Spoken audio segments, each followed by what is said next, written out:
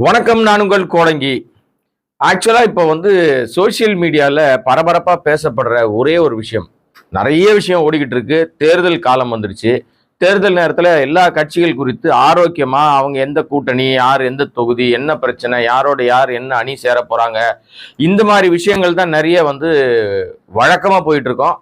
ஆனால் இந்த தாவேகா அப்படின்னு சொல்லி இந்த விஜய் ஒரு தகவல் வெத்து கழகத்தை என்னைக்கு ஆரம்பிச்சாரோ அன்னையிலிருந்து சோசியல் மீடியால பாத்தீங்கன்னா ஆரோக்கியமான விஷயங்கள் குறித்தோ அல்லது மக்களுக்கு தேவையான விஷயங்கள் குறித்தோ பேசுவதற்கு எதுவுமே இல்லாம அதெல்லாம் விட்டுட்டு இது என்ன புலம்பனாலும் உளர்னாலும் அதுதான் வைரல் ஆகிட்டு அது ஒரு விஷயங்கள் ஓடிக்கிட்டு இருக்கு. நான் நாட்டை காப்பாற்ற போறேன் அப்படின்னு பேசிக்கிட்டு இருக்கிறோம். வீட்டையே காப்பாத்தாம இன்றைக்கு சங்கீதா அவருடைய மனைவி, விஜயனுடைய மனைவி, கிட்டத்தட்ட எத்தனையோ ஆண்டுகள் அவரோடு வாழ்ந்து காதலித்து கல்யாணம் பண்ணிக்கிட்டு 2 குழந்தைகளையும் அவருக்காக பெற்றெடுத்து அந்த குழந்தைங்க இன்னைக்கு வளர்ந்து அவங்களுக்கு திருமண வயது எட்டியிருக்காங்க.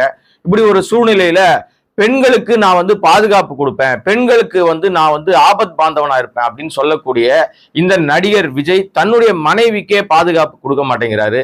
வீட்டுக்குள்ள சேர்க்காம விரட்டி விட்டுட்டாரு. இன்னைக்கு நான் வீடு இல்லாம நான் தெருவில் நிக்கிறேன் அப்படின்றது அவருடைய ஸ்டேட்மெண்டா இருக்கு. இன்றைக்கு மீண்டும் அவர்கள் ஒரு புகார் மனுவை அளிச்சிருக்காங்க.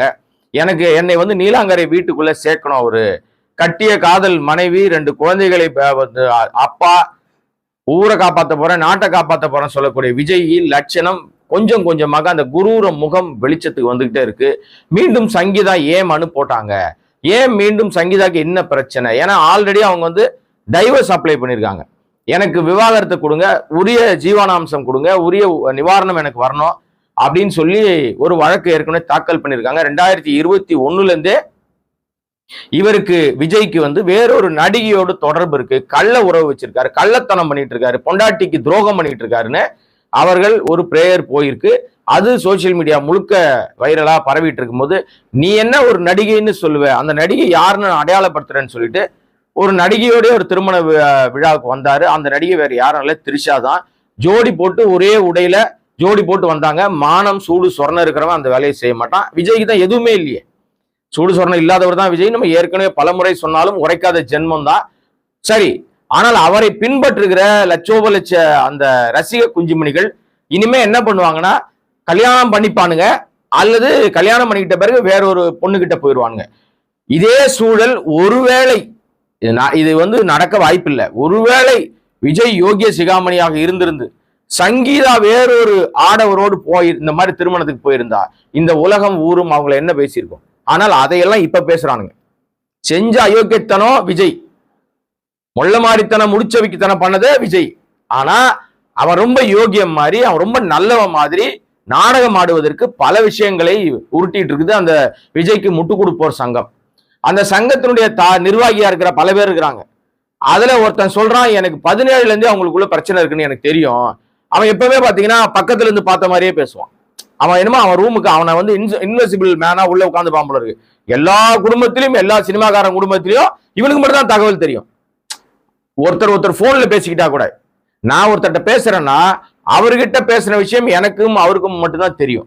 ஆனா இவன் பக்கத்துல உட்காந்து பார்த்த மாதிரியே அள்ளி விடுவானுங்க. அது ஒரு குரூப் இருக்கு. அந்த குரூப் என்ன சொல்லிச்சுன்னா, அதுல இவன் குறிப்பா என்ன சொன்னான்னா, 17 இருந்து எனக்கு தெரியும் அவங்களுக்குள்ள பிரச்சனை இருக்கு, பெரிய சண்டை நடந்துச்சு. இந்த சண்டைக்கு பிறகு சஞ்சய் ஜெய்சன் சஞ்சய் இவனை அடிச்சான், அவனை அடிச்சான்லாம் கதெல்லாம் விட்டானுங்க. ஆனா ஆக்சுவலா ஜெய்சன் அடிச்சது உண்மைதான். யார் அடிச்சது தெரியுமா? அது நிஜமாவே ஜெகதீஷ் அடி வாங்கினார் ஒரு முறை. அது செருப்பாலெல்லாம் அடி வாங்கியிருக்காரு. நான் பெரும்பாலும் இந்த செருப்படி அப்படின்ற விஷயத்துக்குள்ள ரொம்ப கவனமா சொல்லுவோம். செருப்பால மட்டும் யாரையும் அடிச்சிடாதீங்க.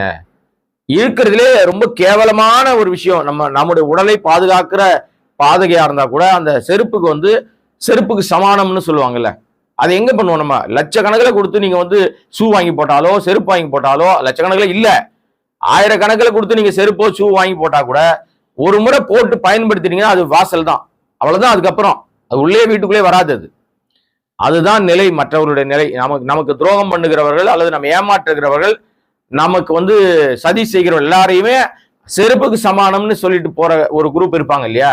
ஆனா அப்படிப்பட்ட செருப்பு எடுத்து அடி வாங்கியிருக்காரு நம்ம தம்பி ஜெகதீஷ். ஆனா அவன் பண்ற வேலை எல்லாம் இப்ப தம்பின்னு சொல்றது கூட நமக்கு அருவருப்பா இருக்கு. அவன் பண்ற வேலை எல்லாம் வேற ஏதோ வேலை பார்த்துட்டு இருக்கான். அவன் தான் இதெல்லாம் வந்து செட் பண்ணி விடுறான்னு, சேர்த்து வைக்கிறான்னு பல பேரும் பல விதமா பேசிக்கிட்டு இருக்கானுங்க. எது உண்மைன்னு நமக்கு தெரியாத ஜெகதீஷுக்கும் அதை சேர்த்து வச்சிருந்தான்னா அது விஜய்க்கும் அந்த நடிகைக்கும் தான் தெரியாது. ஏன்னா அவனை வீட்டுக்குள்ளேயே சேர்க்க கூடாதுன்னு விஜயனுடைய மகன் விரட்டி வெளுத்ததாகலாம் தகவல்கள் வருது. எவ்வளவு தூரம் உண்மை நமக்கு தெரியாதுங்க. இப்ப ஆக்சுவலா இப்போ அவங்க 2வது முறையா ஒரு பிரேயர், டைவர்ஸ் பிரேயர் போயிட்டாங்க. டைவர்ஸ் இப்போ வந்து ஏப்ரல் மாசம் அவர் வந்து நேர்ல போய் நீதிமன்றத்தில் ஆஜராகணும். டைவர்ஸ் போயிட்ட உடனே விஜய்க்கு வந்து விஜய் சும்மாவே வந்து திமிரு பிடிச்சவன், ஆணவத்தினுடைய உச்சத்துல இருக்கிறவன். அவனுக்கெல்லாம் யார் மீதும் அக்கறையோ குழந்தைகள் மீது பாசமோ பரியோ எதுவுமே இல்லாத ஒரு ஜடம். அது போய் ஒரு இடத்துல உளுந்துருக்குது. இப்ப அது உளுந்த இடம் என்னன்னு தெரியும் எல்லாமே. அது முதல்ல அந்த வீட்டை விட்டு வெளியே வான்னு நயனா நாயன் சொன்ன மாதிரி நடிகையோட தான் அவருக்கு தொடர்பு இருக்குன்னு வெட்ட வெளிச்சமா தெரிஞ்சிருச்சு. நீ எந்த நடிகையோட தொடர்பு இருக்கலாம், தப்பு இல்லை. அது நம்ம பேசுவதற்கு எந்த விதமான தார்மீக அடிப்படை நமக்கு இல்லை. ஆனா பொது வாழ்க்கைக்கு வந்துட்டு அதை பத்தி கேள்வி கேட்போம் அப்படின்னு சொல்றோம் இல்லையா? இப்போ நம்ம பேச்சினுடைய ஒட்டுமொத்த சாராம்சமோ, நீ யாரு கூட வேணா குடும்பம் நடத்து, என்ன எழவனா பண்ணிக்கோ, ஆனா உன்னை கட்டிய மனைவி, காதல் மனைவி, உன்னை நம்பி வந்த பெண், லண்டன் குடியுரிமை பெற்ற பெண், இங்க வந்து அவங்களுக்கு வசிப்பதற்கு வீடு இல்லைன்னா நீ என்ன ஆம்பளை, நீ என்ன கணவன்? இந்த லட்சணத்தை பெண்கள் பாதுகாப்பு மாநாடு மாதிரி மகளிர் மாநாடு முன்னாடியே போடுறாராம். மகளிருக்கு என்ன புடுங்கிறதுக்கு போய் சொல்லிக் கொடுப்பாரு இவரு. பொண்டாட்டியே ஒண்ணும் செய்யலையே. இதுக்கிடையிலேயே ஒரு ஆடியோ ஒண்ணு வைரல் ஆச்சு. அந்த ஆடியோல என்ன சொல்லியிருக்காங்கன்னா, இந்த மாதிரி அண்ணன் வந்து மகளிர்கிட்ட போய் பேச போறார், அவர் கதறி அழுவார், இந்த மாதிரிலாம் பண்ணுவார், சென்டிமெண்டா பேசுவார், நீங்க எல்லாம் சப்போர்ட் பண்ணணும் அப்படின்னு ஒரு ஆடியோ ஒண்ணு உலா வருது. நான் பேசிக்கிட்டு இருக்க இந்த நேரத்துல இன்னும் கொஞ்ச நேரத்துல வந்து அந்த டிராமாவெல்லாம் அரங்கேற்றுவார்னு நினைக்கிறேன் நானு.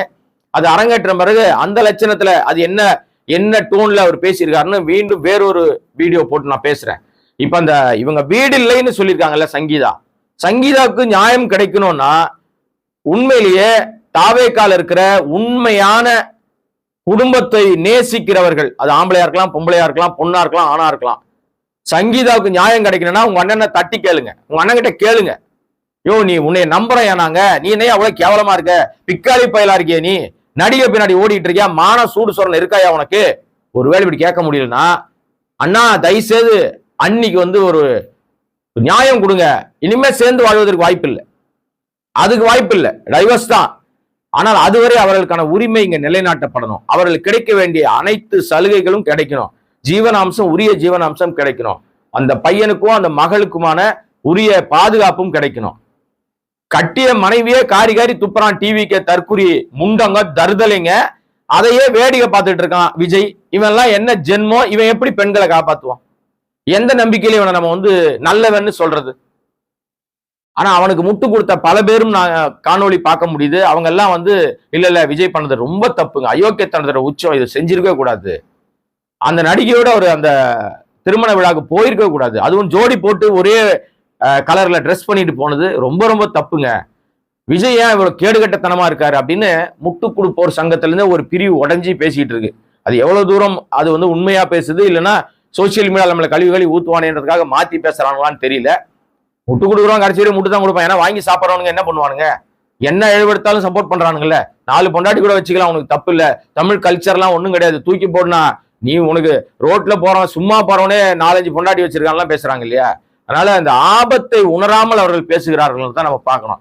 2வது, அறியாமையில சில பேர் வந்து அதீத அன்புனால தான் செய்யறது என்ன செய்யறோன்னு தெரியாம செய்யறது இருக்குல்ல, அந்த மாதிரி ஒரு கூட்டம், அங்க ஜென்சி கூட்டம் மனநிலை பிழன்று சுத்திட்டு தெரியுது. இது எப்போ இதுக்கு வந்து வேப்பல் அடிச்சு சரி வைக்க போறாங்கன்னு தெரியல.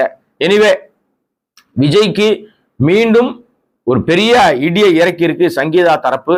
அவங்க வந்து ஓப்பனா பத்திரிகையாளர்களை சந்திப்பதற்கான திட்டமும் இருக்குன்னு சொல்றாங்க. ஒருவேளை அப்படி ஒரு சந்தர்ப்பம் நடந்தால் பல உண்மைகள் வெளிச்சத்துக்கு வரும். உங்க அண்ணன் இருக்காரு இல்லையா விஜய், அவருடைய அத்தனை லட்சணங்களும் டவுசர் உருவப்பட்டு காரி துப்பப்பட்டு இப்பவும் துப்பிட்டு தொடச்சிக்கிட்டு இருக்காரு. அது காரி துப்புற மாதிரி சூழ்நிலை உருவாயிடும். அந்த லெவலுக்கு போகாத அளவுக்கு இப்ப திருப்பி இவங்க போயிருக்காங்க நீலாங்கரை வீட்டுக்குள்ள விட மாட்டேங்கிறாங்கன்னு. அவங்க வீட்டுக்குள்ளேயே அவங்களை விடலைன்னா அது நீலாங்கரை வீட்டை கட்டுவதற்கு அதற்கு எல்லா விஷயங்களிலும் பெரும்பாலும் உதவி செய்திருக்கிற தன்னுடைய மனைவி பிள்ளைங்களை கூட உள்ள சேர்க்கலன்னா நீ எல்லாம் என்ன ஜென்மண்டா, நீ சாப்பாட்டுல உப்பு போட்டு சாப்பிடுறியாடான்னு கேட்பாங்க எல்லாரும். நானும் கேட்பேன், எல்லாரும் கேட்கறாங்க, நீ கேட்பியா அப்படின்னு கேட்டா நானும் கேட்பேன், கேட்கலனாலும் நான் கேட்பேன். ஸோ விஜய் இந்த மகளிர் அந்த விழால, ஏன்னா அதை மடமாத்துறாராம். சங்கீதாவுடைய குற்றச்சாட்டை புகாரை மடை மாற்றுவதற்காக யோகேஷ் சிகாமணியாக மகளிர் மாநாடு நடத்துவதற்கு திட்டம் வைத்து அந்த வேலைக்கு கிளம்பி போயிட்டார். நான் பேச ஆரம்பிக்கும் மாதிரி தான் கார் போது, பின்னாடியே ஒரு பாட்டை போட்டுன்னு இந்த ஒரு கோஷ்டி இருக்குல்ல, அந்த பஜனை கோஷ்டி ஒன்று போகும் பின்னாடியே, அது கேட்டா ஊடகம்னு சொல்லிப்பானுங்க, லைவ் காமிப்பானுங்க. ஏன்னோ பெரிய அப்படியே ஆபத்து பாந்தவன் 500 பேரை காப்பாத்துறவன், தமிழ்நாட்டையே புரட்டி போட வந்த மாற்று சக்தி. இது பூரா காம பிசாசு, காம சக்தி, இது துரோக சக்தி. இவன் மத்தவனை சொல்லிட்டு தெரியும். அங்க போய் என்ன உருட்ட போறான்னு தெரியலங்க. வெயிட் பண்றேன். சங்கீதா போட்ட 2வது பிரேயரும் அவருக்கு பெரிய ஆப்பு தான். அதை விவரிக்கிறதுக்காக தான் வந்திருக்கேன். எனக்கு உரிய இழப்பீடு வேணும்னு கேட்டிருக்காங்க.